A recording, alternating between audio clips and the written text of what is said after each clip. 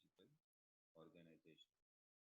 अच्छा, level of biological organization में सबसे पहले ये देखते हैं कि ये ऑर्गेनाइजेशन यानी जो बायोलॉजिकल ऑर्गेनाइजेशन है, बायोलॉजिकल ऑर्गेनाइजेशन जो है वो इसको कहते हैं। अब आप देखें, हमारी जो अर्थ है, हमारी ज़मीन पर living organism, different living organism मौजूद है। फॉर एग्जाम्पल हमारी अर्थ पर प्लांट्स हैं और इन प्लांट्स को जो है वो हर्बीवोरस एनिमल खाते हैं। हर्बीवोरस एनिमल को कार्निवोरस एनिमल खा लेते हैं।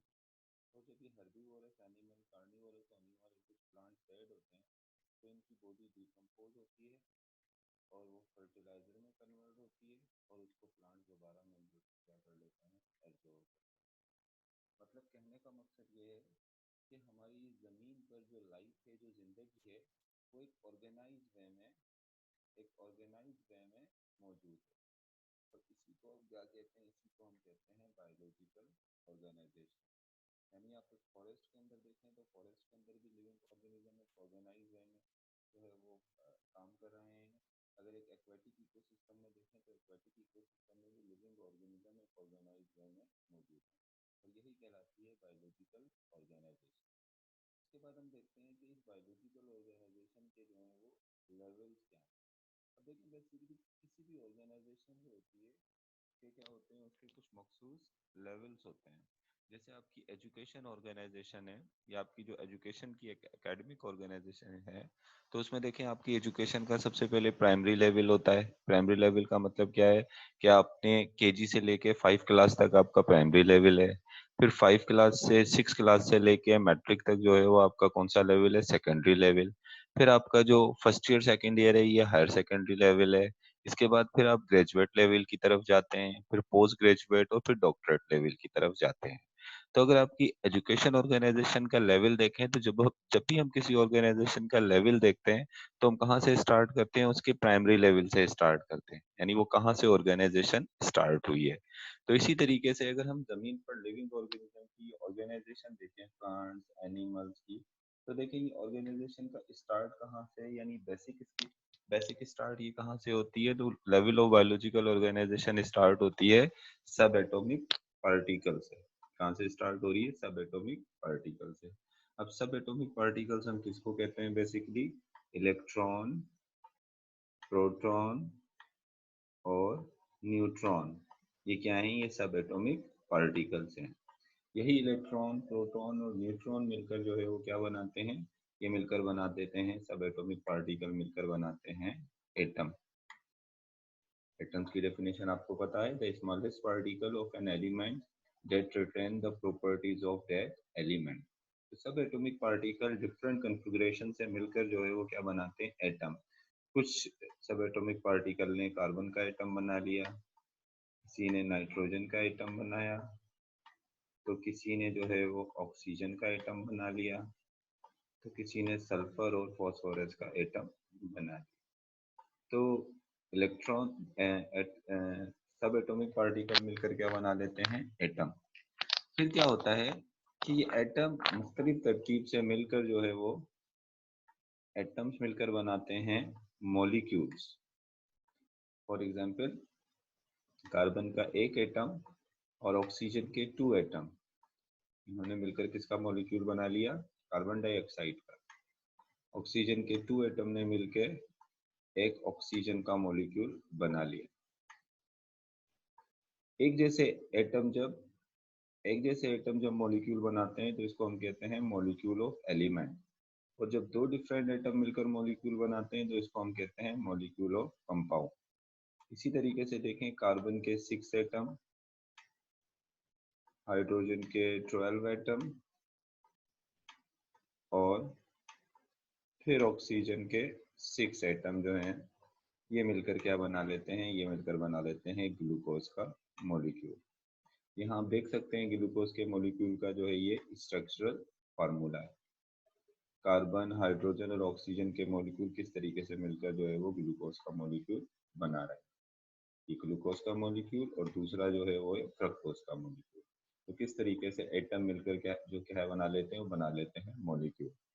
फिर क्या होता है, इन्हीं में से कुछ मॉलिक्यूल, स्पेशली कौन से मॉलिक्यूल, जो ऑर्गेनिक मॉलिक्यूल होते हैं, और ऑर्गेनिक मॉलिक्यूल में भी कौन से वाले मॉलिक्यूल, जो बायो मॉलिक्यूल होते हैं।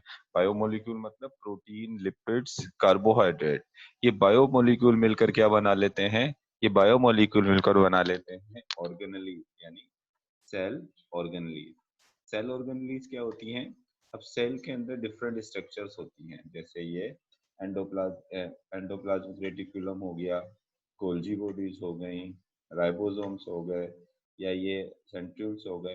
ये डिफरेंट स्ट्रक्चर्स होती हैं सेल के अंदर, जो डिफरेंट फंक्शन परफॉर्म कर रही होती हैं। तो इस सेल के अंदर जो डिफरेंट स्ट्रक्चर्स होती हैं, for example mitochondria, Golgi bodies, ribosome, ये स्ट्रक्चर जो है वो क्या कहलाती हैं, ये कहलाती हैं सेल ऑर्गेनली, जो सेल में एक मखसूस जो है वो काम करती हैं। जैसे राइबोसोम्स प्रोटीन सिंथेसिस का काम करते हैं, माइटोकॉन्ड्रिया रेस्पिरेशन का काम करते हैं, एंडोप्लाज्मिक रेटिकुलम इंटर ट्रांसपोर्ट का काम करते हैं। तो डिफरेंट ये ऑर्गेनलीज काम करते हैं। तो इन स्ट्रक्चर को हम क्या कहते हैं, जो सेल के अंदर होती हैं और जो मखसूस काम करती हैं, उसको हम सेल ऑर्गेनलीज कहते हैं। यानी मॉलिक्यूल्स मिलकर क्या बना लेते हैं, सेल ऑर्गेनलीज। और अगर हम इन सेल ऑर्गेनलीज को तमाम को जो एक मेम्ब्रेन में बंद कर देते हैं, तो ये क्या बन जाता है, ये बन जाता है एक सेल। यानी सेल ऑर्गेनलीज मिलकर क्या बना लेते हैं, सेल ऑर्गेनलीज मिलकर बना लेते हैं सेल।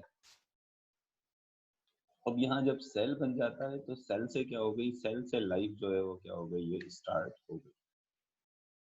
दुनिया में जो जिंदगी स्टार्ट हुई है, वो कहाँ से स्टार्ट हुई है, वो स्टार्ट हुई है इस सेल से। तो दुनिया को भी अगर हम देखें, तो दुनिया में भी जिंदगी आने से पहले सबसे पहले क्या है, ये सब एटॉमिक पार्टिकल्स आए। सब एटॉमिक पार्टिकल ने मिलकर क्या बनाया, सब एटॉमिक पार्टिकल ने मिलकर एटम बनाए। एटम ने मिलकर क्या बनाए, ये मॉलिक्यूल्स बनाए। मॉलिक्यूल्स ने मिलकर क्या बनाए, मॉलिक्यूल्स ने मिलकर ये सेल ऑर्गेनलीज बना ली। और सेल ऑर्गेनलीज ने मिलकर क्या बनाया, ये सेल जो है वो बना दी। अच्छा, लेकिन बात यहाँ पर सेल पर खत्म नहीं होती। जो यूनिसेलुलर ऑर्गेनिज्म है, उनकी तो अगर हम बात करें, तो उनकी बात वो कहाँ पर खत्म हो जाती है, उनकी ऑर्गेनाइजेशन तो वहाँ तो सेल तक चलते हैं। लेकिन मल्टी सेलुलर ऑर्गेनिज्म की बात करें, तो मल्टी सेलुलर ऑर्गेनिज्म में सेल तक बात खत्म नहीं होती। सेल मिलकर क्या बना लेते हैं, सेल मिलकर वहां बना लेते हैं टिश्यूज। सेल मिलकर क्या बनाते हैं, टिश्यू बनाते हैं। अब टिश्यू बेसिकली क्या होता है, a group of similar cells that perform a specific function, a group of similar cell that perform a specific function। अब आप देखें, जैसे ये हमारे जो है वो न्यूरॉन के सेल्स हैं। ये किसके सेल हैं, ये न्यूरॉन के सेल हैं। और ये सब सेल मिलकर एक ही काम करते हैं, मतलब ये इम्पल्स को या मैसेज को हमारी बॉडी के एक पार्ट से दूसरे पार्ट में ट्रांसफर करते हैं। तो न्यूरॉन के सेल्स के इस ग्रुप को हम क्या कहेंगे, इसको हम कहेंगे टिश्यूज। न्यूरॉन के सेल के ये जो ग्रुप है, जो सब मिलकर एक ही काम कर रहे हैं, यानी इम्पल्स को ट्रांसफर कर रहे हैं, मैसेज ट्रांसफर कर रहे हैं, तो ये मिलकर क्या बना लेते हैं, ये मिलकर बना लेते हैं एक टिश्यू। ये हमारी स्किन के जो टिश्यूज देखें, स्किन के जो सेल्स होते हैं बहुत सारे, एक जैसे सेल मिलकर हमारी स्किन की जो लेयर बनाते हैं। तो ये बहुत सारे सेल्स का एक जो सिमिलर सेल्स का ग्रुप है, और ये सेल मिलकर एक ही काम कर रहे हैं, यानी हमारे इंटरनल ऑर्गन की क्या कर रहे हैं, प्रोटेक्शन कर रहे हैं। तो एक जैसे सेल का जो ये ग्रुप है, जो एक मखसूस काम करता है, तो इसको हम क्या कहते हैं, इसको हम कहते हैं टिश्यू। तो सेल मिलकर क्या बना लेते हैं, सेल मिलकर बना लेते हैं टिश्यू। अब टिश्यू की बात करें, तो टिश्यू मिलकर क्या बना लेते हैं, टिश्यू मिलकर बना लेते हैं, डिफरेंट टिश्यू मिलकर बनाते हैं ऑर्गन। अब मिसाल के तौर पे देखें, ये हमारा ब्रेन है। तो हमारे इस ब्रेन के अंदर डिफरेंट टाइप्स के टिश्यूज जो हैं वो मौजूद हैं। इसमें न्यूरॉन नर्वस टिश्यू भी मौजूद हैं, इसके अंदर जो है वो न्यूरोगिलिया भी मौजूद हैं, इसके अंदर जो है वो कनेक्टिव टिश्यूज भी मौजूद हैं। कुछ ब्लड के जो है सेल्स जो हैं, ये कनेक्टिव टिश्यू काम करते हैं। तो मुख्तलिफ टिश्यूज जो है, इन्होंने मिलकर हमारा एक ऑर्गन बना लिया। ये ऑर्गन क्या है, ये ऑर्गन जो है वो हमारा ब्रेन है। या हमारा स्टमक जो है वो भी डिफरेंट टिश्यूज से मिलकर बनता है। तो ये भी क्या है, ये एक ऑर्गन है। हमारे लंग्स में भी डिफरेंट टिश्यूज होते हैं, तो ये क्या है, ये एक ऑर्गन है। ऑर्गन क्या होती है, a structure normally composed of several tissue type that form a function unit. जब डिफरेंट टिश्यूज मिल जाते हैं और मिलकर एक मखसूस काम करते हैं तो उसको हम क्या कहते हैं, उस स्ट्रक्चर को हम कहते हैं ऑर्गन। जैसे ब्रेन के अंदर डिफरेंट टिश्यूज हैं और सबका काम क्या है, उनका काम है, अब हमारे डिफरेंट फंक्शंस होते हैं हमारे ब्रेन को, मैसेज रिसीव करना, उसकी प्रोसेसिंग करना, फिर उसको आगे बॉडी में ट्रांसफर करना। इसी तरीके से हमारे स्टमक के अंदर डिफरेंट टिश्यूज हैं जो मिलकर एक काम कर रहे हैं और वो है डाइजेशन का। लंग्स के अंदर जो टिश्यूज हैं वो बेसिकली गैसेज एक्सचेंज का काम कर रहे हैं। तो डिफरेंट टिश्यूज जब मिलके एक का मखसूस फंक्शनल यूनिट बना लेते हैं तो उसको हम कहते हैं ऑर्गन। अच्छा, फिर क्या होता है, जो ये ऑर्गन होते हैं, ये ऑर्गन मिलकर क्या बनाते हैं, ऑर्गन मिलकर बनाते हैं ऑर्गन सिस्टम। अब यहाँ पर आप देखें, मैंने डिफरेंट ऑर्गन सिस्टम यहाँ पर शो किए हैं। ये डाइजेस्टिव सिस्टम है, ये रेस्पिरेटरी सिस्टम है और ये नर्वस सिस्टम है। नर्वस सिस्टम में देखें एक ऑर्गन है ब्रेन, ये दूसरा ऑर्गन क्या है, ये है स्पाइनल कोड, और स्पाइनल कोड से ये नर्व निकल रही है। इन सब ने मिलकर एक सिस्टम बना लिया जिसको हम क्या कह रहे हैं, रेस्पिरेटरी सिस्टम। इसी तरह, सॉरी, इसको हम क्या कह रहे हैं, नर्वस सिस्टम। इसी तरह हमारा ट्रेकिया है, ब्रोंका है, लंग्स हैं, इन सब ने मिलकर क्या बना लिया, रेस्पिरेटरी सिस्टम। हमारा एसोफेगस है, स्टमक है, इंटेस्टाइन है, इन सब ने मिलकर कौन सा सिस्टम बना लिया, डाइजेस्टिव सिस्टम। जब डिफरेंट ऑर्गन मिल जाते हैं और एग्जीक्यूशन या किसी एक बॉडी के फंक्शन को परफॉर्म करने के लिए, तो उसको उसको हम क्या कहते हैं, उसको हम कहते हैं ऑर्गन सिस्टम। ये डाइजेशन को कंप्लीट करने के लिए बहुत सारे ऑर्गन आपस में मिले हुए हैं, ये रेस्पिरेशन को, और ये इस तरीके से नर्वस सिस्टम को या मैसेज को एक जगह से दूसरी जगह ट्रांसफर करने के लिए। अब यही क्या होता है कि ये ऑर्गन सिस्टम, जब ये ऑर्गन सिस्टम बेसिकली जो है वो किस में मौजूद होते हैं, ये ऑर्गन सिस्टम जो है वो एक मल्टी सेलुलर ऑर्गेनिज्म में ये सारे ऑर्गन सिस्टम जो है वो मौजूद होते हैं। मिसाल के तौर पे हम ह्यूमन हो गए या एनिमल्स, यहाँ पर मैं जो इस एनिमल को शो कर रहा हूँ, ये एनिमल क्या है, ये एक मल्टी सेलुलर ऑर्गेनिज्म है और इसके अंदर आपको ये तमाम सिस्टम जो है वो मिलेंगे। अब मतलब ये है कि एक मल्टी सेलुलर ऑर्गेनिज्म को जब हम ओपन करते हैं तो उस मल्टी सेलुलर ऑर्गेनिज्म के अंदर क्या मौजूद होते हैं, उसमें क्या मिलेंगे हमें, उसमें मिलेंगे ऑर्गन सिस्टम। जब ऑर्गन सिस्टम को ओपन करेंगे तो उसमें क्या मिलेंगे, उसमें हमें मिलेंगे ऑर्गन। और जब हम ऑर्गन को ओपन करते हैं तो ऑर्गन के अंदर क्या होते हैं, ऑर्गन के अंदर होते हैं टिश्यूज। जब टिश्यूज को ओपन करते हैं तो टिश्यू में क्या है, टिश्यू में है सेल्स। जब हम सेल्स को ओपन करते हैं तो सेल किसके बने हैं, सेल के अंदर होती है सेल ऑर्गेनली।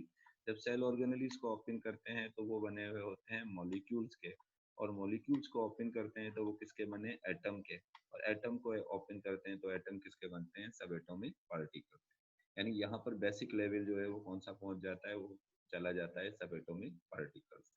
अच्छा, मल्टी सेलुलर ऑर्गेनिज्म जो है या दूसरे भी जो ऑर्गेनिज्म है दुनिया में, तो उन उन ऑर्गेनिज्म की डिफरेंट क्या मौजूद है, उनकी डिफरेंट जो है हमारे पास यहाँ स्पीशीज जो है वो मौजूद है।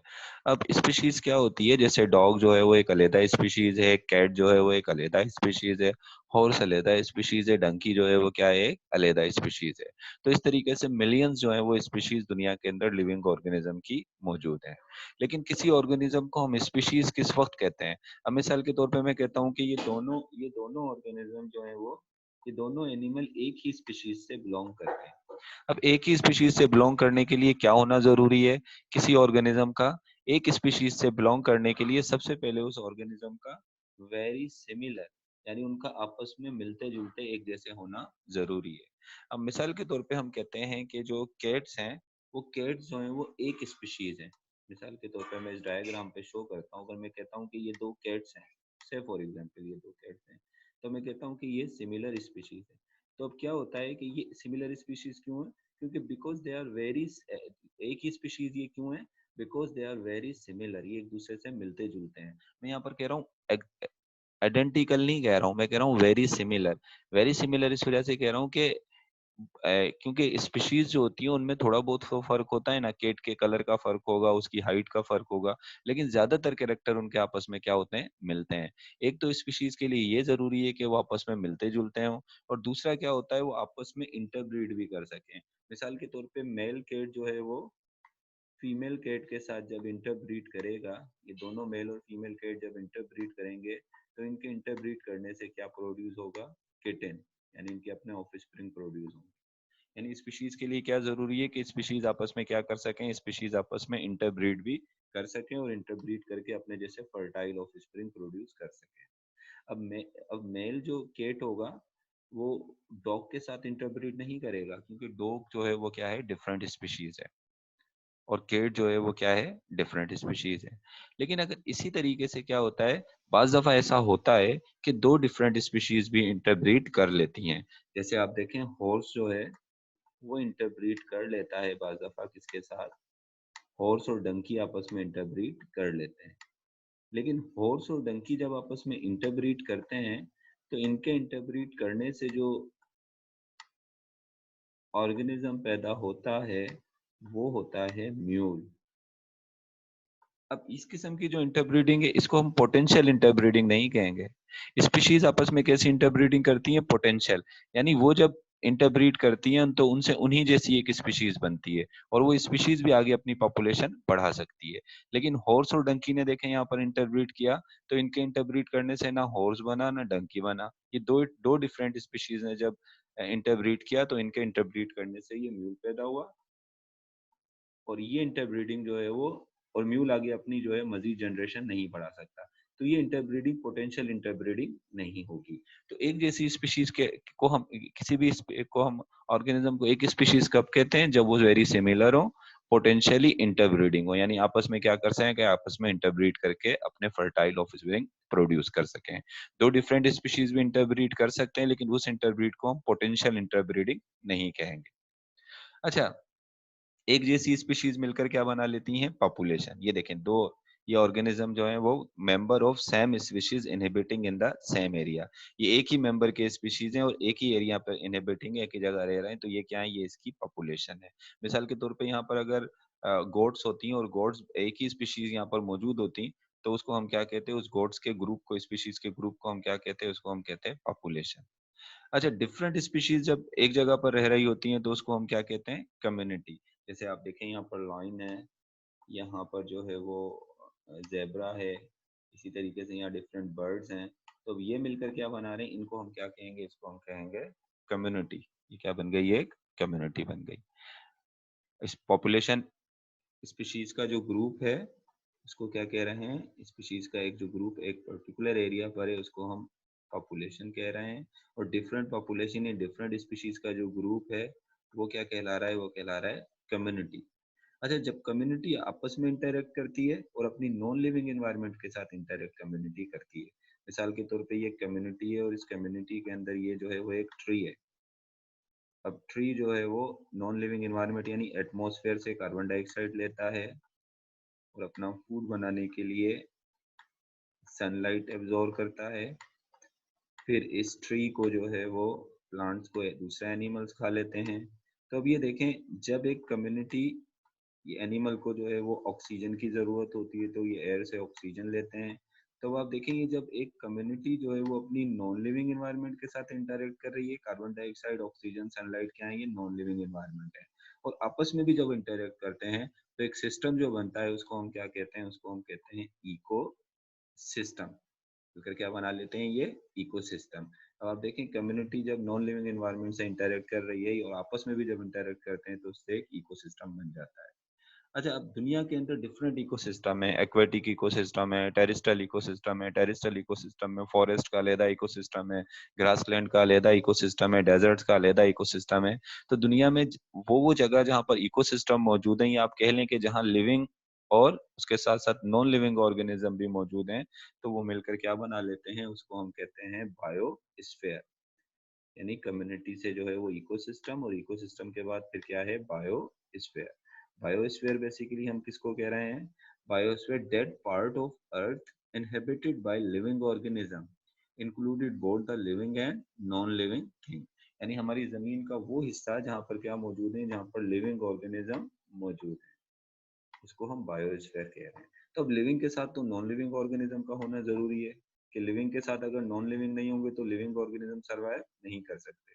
तो वो एरिया अर्थ का जिसमें लिविंग और नॉन लिविंग ऑर्गेनिज्म मौजूद है उसको हम क्या कह रहे हैं, उसको हम कह रहे हैं बायोस्फीयर। तो अब हम लेवल की बात करें तो सबसे हाईएस्ट जो लेवल है, लेवल ऑफ बायोलॉजिकल ऑर्गेनाइजेशन में सबसे हाईएस्ट जो लेवल हो गया वो क्या हो गया, वो हो गया बायोस्फीयर। बायोस्फीयर के अंदर बहुत सारे इको सिस्टम्स मौजूद हैं। अगर हम इकोसिस्टम को खोलें तो इस इकोसिस्टम में क्या मौजूद है, कम्युनिटीज मौजूद है, कम्युनिटी मौजूद है। अब कम्युनिटी के अंदर क्या मौजूद है? पॉपुलेशन मौजूद है। पॉपुलेशन के अंदर क्या मौजूद है? ये स्पीशीज मौजूद हैं जिसको हम कहते हैं मल्टी सेलुलर ऑर्गेनिज्म। और स्पीशीज या मल्टी सेलुलर ऑर्गेनिज्म के अंदर क्या मौजूद है? ये ऑर्गन जो है वो मौजूद है, ऑर्गन सिस्टम मौजूद है। ऑर्गन सिस्टम को ओपन करें तो ऑर्गन सिस्टम के अंदर क्या है? ये ऑर्गन सिस्टम के अंदर ये ऑर्गन जो है वो मौजूद है। ऑर्गन को ओपन करें तो ऑर्गन के अंदर क्या है? ऑर्गन के अंदर ये टिश्यूज हैं। टिश्यूज को ओपन करें तो टिश्यूज के अंदर क्या है? ये सेल्स हैं। सेल्स को ओपन करें तो सेल्स के अंदर क्या है? ये सेल ऑर्गेनेलीज हैं। सेल ऑर्गेनेलीज को देखें तो सेल ऑर्गेनेलीज के अंदर क्या है? मॉलिक्यूल्स हैं। और मॉलिक्यूल जो है वो किससे बने हैं? एटम से। तो अब आप देखें सबसे बेसिक एलिमेंट जो है यहाँ पर क्या आ रहा है? सब एटॉमिक पार्टिकल। ये क्या आ गया? सब एटॉमिक पार्टिकल, ये सबसे बेसिक एलिमेंट आ गया। तो इस तरीके से this is the biological organization. What I told you that living organism on earth are organized, they found in an organized manner, or they are found in an organized form. This is called biological organization. What are the level of biological organization? The level of biological organization start with subatomic level or subatomic particles. When subatomic particle combine together, they will form atom. When atom combine together, they will form molecules, and different molecules, especially biological molecules, form organelles. The organelles form a cell, and the cell form tissue. In the same way, tissue form organ, and organ form organ system. And there are different organ systems are found in multicellular organism. There are different multicellular organism, and there are the different species of multicellular organism. Member of one species is called population, and when different species are present, or different population, more two or more population are present in an area, that is called community. And when community interact with non-living environment or with each other, they are called ecosystem. And ecosystem of different ecosystem on the earth are the form of biosphere. देखिए, अगर हम बात करें इसकी unicellular organism की, तो unicellular organism का जो लेवल ऑफ बायोलॉजिकल ऑर्गेनाइजेशन होगा वो सेल पर खत्म होता है। उसमें टिश्यू, ऑर्गन, ऑर्गन सिस्टम नहीं होते। उसके अंदर पॉपुलेशन होती है, क्योंकि यूनिसेलुलर ऑर्गेनिज्म की भी एक जैसे ग्रुप को हम क्या कहेंगे? पॉपुलेशन। उसमें पॉपुलेशन होगी, उसमें कम्युनिटी होगी, वो इकोसिस्टम का भी पार्ट होते हैं, वो बायोस्फीयर का भी पार्ट होते हैं। लेकिन यूनिसेलुलर ऑर्गेनिज्म के अंदर ये जो चीजें होती हैं, ऑर्गन सिस्टम, ऑर्गन, टिश्यू, ये क्या होते हैं? ये एब्सेंट होते हैं। नेक्स्ट टाइम फिर हम जो है वो दूसरे टॉपिक को जो है वो डिस्कस करेंगे, living world in space and time को।